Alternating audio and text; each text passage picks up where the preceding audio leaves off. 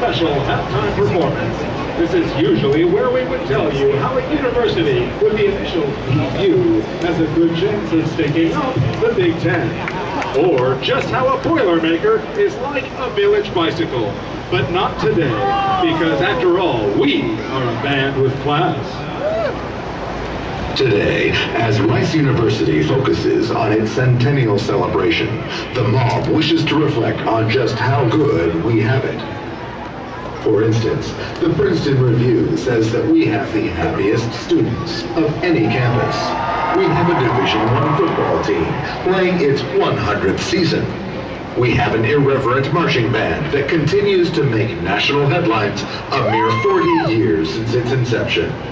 And while UT has its own brand of water, Rice has its own brand of beer. But the success of Rice University transcends our small hedges. It is built upon strong relationships with our nation and our local community.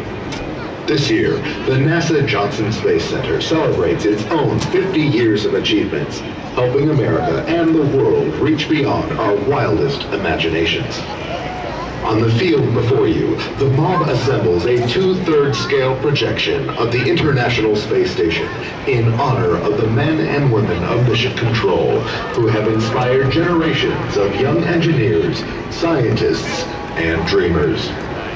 For a bit of history on the first 50 years of collaboration between Rice and NASA, here is the mob's director, Chuck Throckmorton. My name is Chuck Throckmorton. I'm director of bands at Rice University and director of the MOB, the Marching Owl Band. We're here at the Johnson Space Center to welcome back Rice alumna and MOB alum Shannon Walker, who's just come back from the International Space Station. You know, Rice has a long history with the space program. Mission Control for NASA is in Houston, largely due to the influence of George R. Brown and Congressman Albert Thomas, who were roommates at Rice. The land Johnson Space Center sits on was deeded to the United States government by Rice University. And in 1962, the speech by John F. Kennedy, who energized all of us to enter and take the leap into space, was given at Rice Stadium. And the spirit of what he said is still alive at Rice University, when he said, we choose to go to the moon and do the other things, not because they're easy, but because they're hard. This subtle reminder is that milestone and many others will be celebrated at Rice's centennial celebration in October of 2012. Save the date. So where were we? 1963. Rice University opened the nation's first dedicated space science program. And in 1969, an experiment by a Rice professor landed on the moon in the first moon landing. And there's a Rice University flag on the moon to this day. Since then, 14 Rice University faculty and alumni have had the right stuff, or the Rice stuff, to become astronauts and serve. And one of those is native Houstonian and MOB alumna and Rice alumna, Shannon Walker, who's just returned from the International Space Station. Shannon, we are so proud of you. And you are such an inspiration, both to Rice and to Houston, to young women everywhere who aspire to a career in the sciences, and just to random space geeks, I guess. Thanks, Chuck. I'm sorry I can't be with you in Houston today, but as you can see, I'm in Russia at the moment. But I didn't want to miss today's NASA Day game and the chance to salute both my friends at Rice University and my colleagues at the Johnson Space Center. You know, I didn't happen to bring my French home with me to Russia, but I do have this nice fedora, and I do have a cowbell. So if it's okay with you, I'd still like to join the mob in playing a song. Shall we? More cowbell!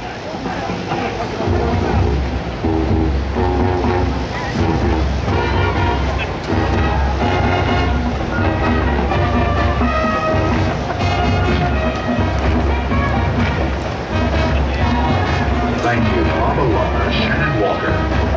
And let's give a round of applause to the men and women of the Johnson Space Center who make up the heart of Space City, USA. we are sad to see the shuttle go, let us end not dwelling on the past, but instead celebrating the future. Here's to the success of the International Space Station and the beginning of the next 50 years of Rice-NASA partnership.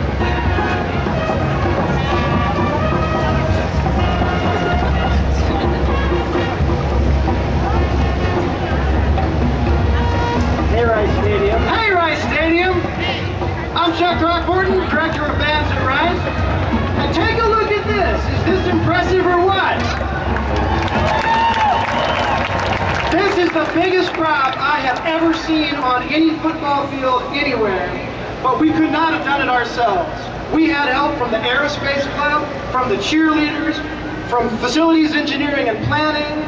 We had it from alumni, we had it from our friends, we had it from graduate students. The entire Rice community came together to put the International Space Station on the field for you. And the reason we did it is to point out how impressive this thing is. It is huge on a football field, and the real one is even bigger, and they built it in space. Way, way cool. But I'm going to need your help, because they expect to have a football game here in a little bit, don't they? So let's count it down so we can get the International Space Station back off the field. Start at 5. Are you ready? 5, 4, 3, 2, 1, go! Yeah, thank you, Rice Stadium. And thank you, men and women of NASA, ESA, all of the space agencies. You inspire us, and we are proud to be part of you. Thank you very much. Ladies and gentlemen, the 2011 Rice University Marching Owl Band. We would like to express our most extreme gratitude to the Rice Office of Public Affairs for writing today's script.